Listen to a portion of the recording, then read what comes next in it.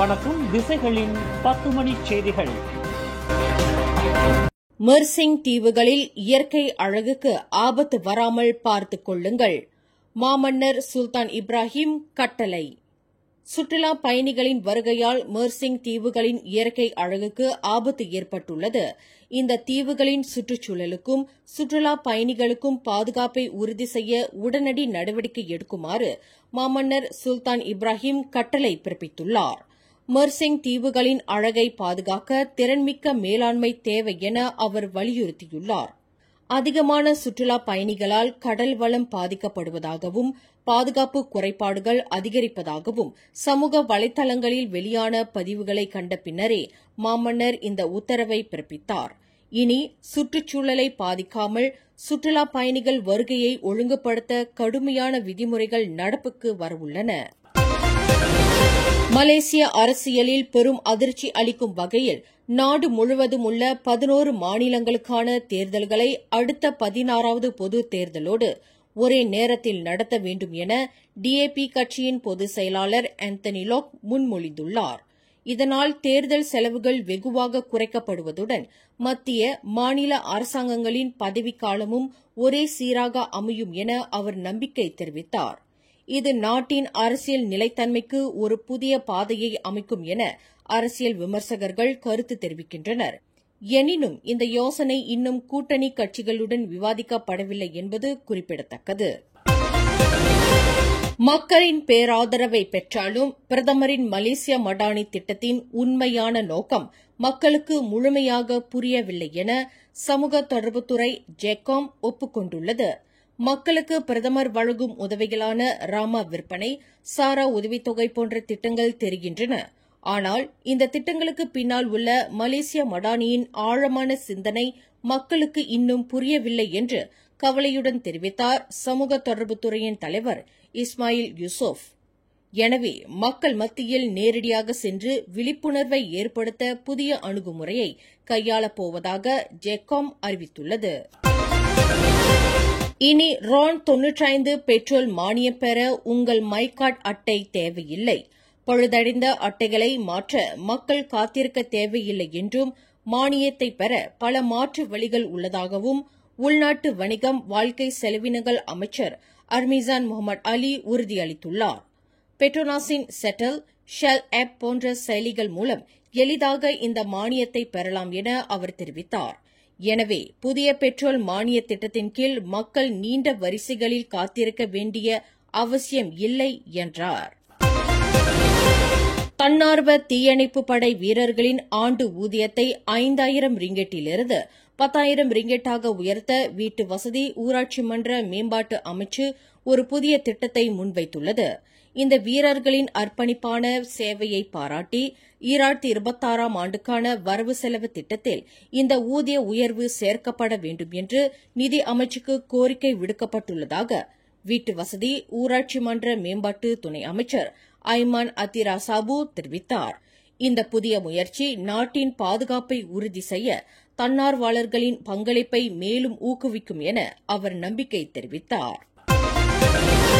Pass கட்சியின் ஆண்டு பொதுக்கூட்டத்தில் எழுந்த கடுமையான விமர்சனங்கள் பெரும் சர்ச்சையை கிளப்பிய நிலையில் பாஸ் கட்சியின் பொதுச் செயலாளர் தக்கியுடின் அசானும் துணைத் தலைவர் ஹமட் ஜம்சூரி மொக்தாரும் கராகான் கட்சி தலைவர் டாமினிக் லாவிடம் மன்னிப்பு கோரியுள்ளனர். இந்த 2 பாஸ் கட்சி தலைவர்கள் முன்வைத்த விமர்சனங்கள் சில உறுப்பினர்களின் தனிப்பட்ட கருத்துக்கள் என்றும் அது பாஸ் கட்சியின் அதிகாரப்படியான நிலைப்பாடு அல்ல என்றும் விளக்கமளித்துள்ளனர்.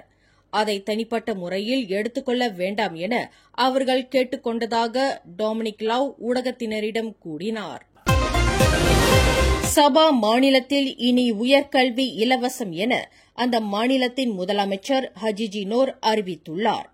காலேஜ் யூனிவர்சிட்டி யாயாசன் சபா, காலேஜ் டெக்னாலஜி யாயாசன் சபா போன்ற சபா மாநிலத்திற்கு சொந்தமான உயர்கல்வி நிலையங்களில் படிக்கும் மாணவர்களுக்கு இந்த கல்வி உதவி வழங்கப்பட உள்ளது.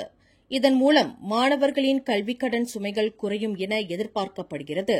மேலும் 100,000க்கும் மேற்பட்ட மாணவர்கள் கல்விக் கடன் சுமையிலிருந்து விடுபட பிடிபிடிஎன் கல்விக் கடன்களுக்கு மானியம் வழங்கவும் மாநில அரசாங்கம் திட்டமிட்டுள்ளது.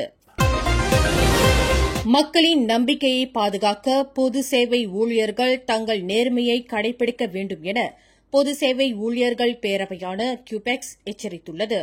ஒரு சில தனிநபர்களாலும் அமைப்புகளாலும் அரசாங்கத்துறையில் ஏற்படும் ஊழல், மோசடி போன்ற பிரச்சினைகள் உடனடியாக களையப்பட வேண்டும் என அதன் தலைவர் டாக்டர் அட்னான் மாட் வலியுறுத்தியுள்ளார். மேலும் தலைவர்கள் தங்கள் துறைகளில் உள்ள குறைகளை உடனடியாக பொதுவெளியில் அம்பலப்படுத்தாமல் முதலில் அதை சரி செய்ய முயற்சிக்குமாறும் அவர் அறிவுறுத்தியுள்ளார். இது பொது சேவை ஊழியர்களின் நற்பெயரை காக்கும் என அவர் குறிப்பிட்டார். இந்த நிலையில் வரவிருக்கும் 2026ஆம் ஆண்டு வரவு செலவு திட்ட அறிக்கையில் 1 மாத ஊதியத்தை ஊக்கத்தொகையாக வழங்கவும் கியூபெக்ஸ் கோரிக்கை விடுத்துள்ளது.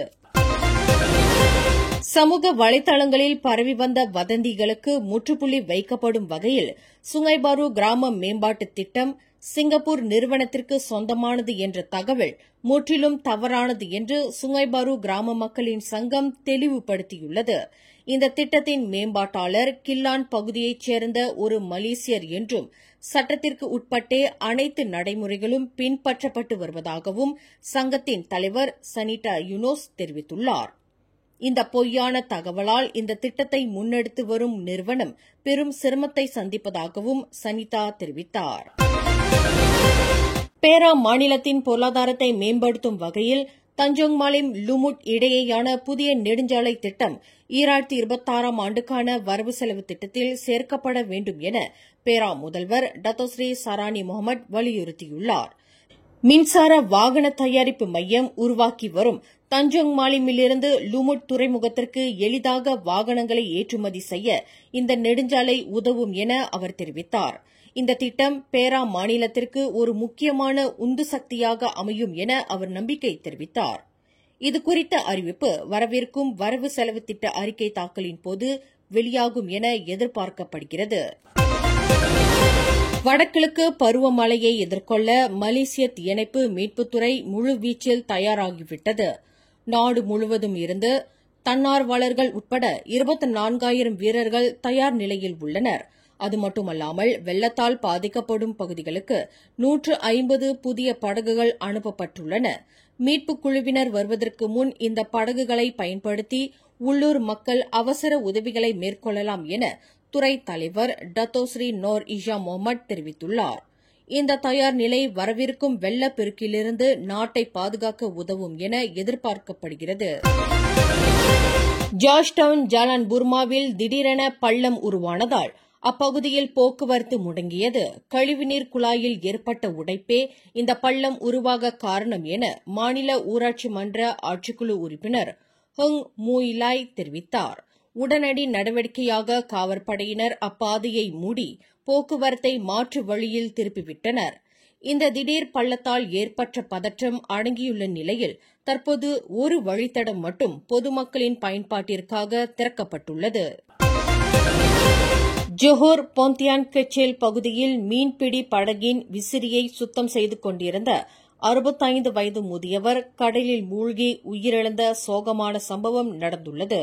நேற்று நண்பகல் 12:02 மணிக்கு அவசர அழைப்பு வந்ததும் தீயணைப்பு மீட்புப் படையினர் விரைந்து சென்று தேடுதல் வேட்டையை தொடங்கியதாக பொந்தியான்பாரு தீயணைப்பு நிலையத்தின் மூத்த அதிகாரி மஹாடீர் மாமாட் தெரிவித்தார். ஏறக்குறைய 3 மணி நேர தேடலுக்கு பின் கடலில் மிதந்த நிலையில் அவரது சடலம் மீட்கப்பட்டது. இந்த சம்பவம் குறித்து காவற்படையினர் தீவிர விசாரணை நடத்தி வருகின்றனர். கடா பாலிங் பகுதியில் பள்ளிக்கூடத்திற்கு தனது மகனை மோட்டார் சைக்கிளில் அழைத்துச் சென்ற தாய் ஒருவர் விபத்துக்குள்ளானதில் தாய் பரிதாபமாக உயிரிழந்தார். இந்த சோகமான சம்பவம் நேற்று காலை நிகழ்ந்துள்ளது என பாலிங் மாவட்ட காவற்படையின் இடைக்கால தலைவர் டெபுட்டி சூப்பரிண்டென்டன்ட் ஹமட் சலிமி முகமது அலி தெரிவித்தார். இந்த விபத்தில் 5 வயது சிறுவன் உயிர் பிழைத்துள்ளான். மற்றொரு மோட்டார் சைக்கிளை ஓட்டி வந்த 28 வயது நபரும் காயங்களுடன் உயிர் பிழைத்துள்ளனர். இந்த சம்பவம் குறித்து காவற்படையினர் தீவிர விசாரணை நடத்தி வருகின்றனர். மேலும் செய்திகளை தெரிந்து கொள்ள கீழே இருக்கும் பெல் பட்டனை அழுத்துங்கள். உங்கள் மகிழ்ச்சியை வெளிப்படுத்த லைக் மற்றும் ஷேர் செய்யுங்கள்.